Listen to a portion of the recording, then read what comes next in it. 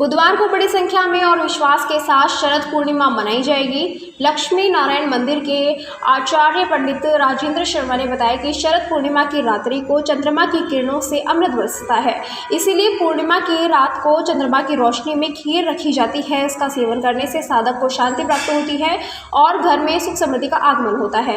उन्होंने बताया कि कल गुरुवार से कार्तिक स्नान भी प्रारंभ होगा।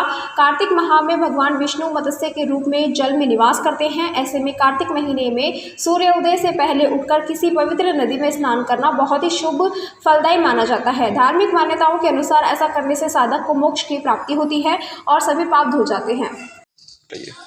आज शरद पूर्णमासी का पर्व एक श्रद्धा और भक्ति के साथ मनाया जाता है। शरद पूर्णमासी अश्वनी जो नवरात्रों के बाद में जब कार्तिक का महीना प्रारंभ होता है, तो इस पूर्णमासी जब सागर मंथन हुआ था तो अमृत का कलश जब निकला था तो देवताओं में बंटवारा हुआ। तो सागर की पुत्री जो है महालक्ष्मी जी है और लक्ष्मी जी भी विष्णु भगवान को प्रागट्य हुई और जब देवताओं को बंटवारा हुआ तो लक्ष्मी जी, तो जब भगवान विष्णु अमृत का कलश विश्व मोहिनी बन करके देवताओं और दानवों को जब अमृत किया, तो तभी से ये कार्तिक जो है अश्वनी शुक्ल पक्ष की जो पूर्णिमा है उस दिन अमृत का बंटवारा हुआ। तब जो है चंद्रमा जो है उनको भी वरदान मिला और चंद्रमा पूरे एक महीना शरद की पूर्णमासी से और कार्तिक पूर्णमासी के पूरे वर्ष तक एक महीने तक अमृत की वर्षा करता है, क्योंकि सर चंद्रमा भी भगवान शिव के मस्तक पर विराजमान होता है और लक्ष्मी जी की समुद्र से प्रकट हुई सागर और अमृत का कलश भी सागर से प्रकट हुआ। तो आज रात्रि को ठीक 12 बजे चंद्रमा इस भूलोक के भूमंडल में अमृत की वर्षा करता है। तो श्री जी का स्वरूप सफ़ेद होता है। श्री जी को मिष्ठान के लिए अगर कुछ प्रिय है तो खीर का भोग प्रसाद है, प्रिय है, तो अतः खीर बना करके सूर्य और चंद्र दोनों देवताओं का जो हमारे जो है ग्रह है, तो चंद्रमा जो है अमृत कारक देवता है, शीतलता देवता है, तो इसलिए खीर बनाकर रात्रि को चंद्रमा की छाया पर इस खीर को रखते हैं तो अमृत उसमें वर्षा करता है।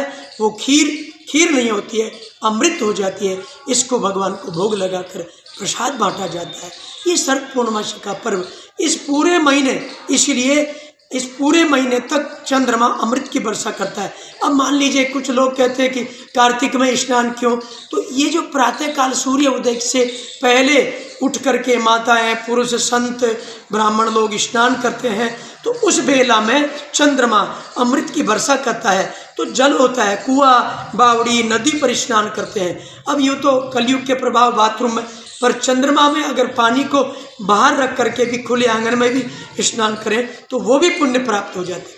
तभी से एक महीना सुबह प्रातः बेला में महिलाएं, संत लोग, पुरुष लोग कार्तिक का स्नान करते हैं। तो ये एक जो महीना है और खीर का प्रसाद और अमृत का सुबह स्नान करने से ये रोग का नाश होता है, अमृत की वर्षा होती है, अमृत शरीर में जाता है, अमृत से स्नान होता है तो रोग व्याधि विनाशता नष्ट हो जाती हैं, शरीर स्वस्थ होता है।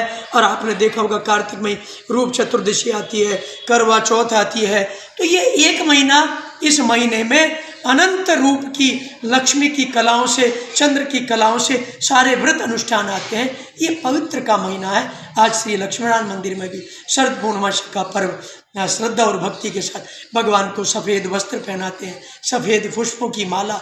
तो इसी प्रकार से ये शरद पूर्णमासी और कार्तिक का जो पर्व है बड़ा ही पुण्यदायक है, बड़ा फलदायक है। और आप अगर मैं फिर दूसरा ले जाऊँ तो कार्तिक के महीने में ही महालक्ष्मी का पूजन होता है, अमावस्या में ही लक्ष्मी की पूजन होती है। क्यों कि ये महीना श्री जी और विष्णु जी का है, अतः ये प्रिय है। इसमें अनुष्ठान करना, जप करना, पाठ करना, भोग लगाना, विष्णु की परिक्रमा करना बड़ा फलदायक है। अतः आज शरद पूर्णमासी का पर्व श्रद्धा और भक्ति से मनाएं। प्रातःकाल प्रसाद लें, रात्रि को प्रसाद लें, फिर सारे व्याधि विनाशता नष्ट होकर अखंड लक्ष्मी की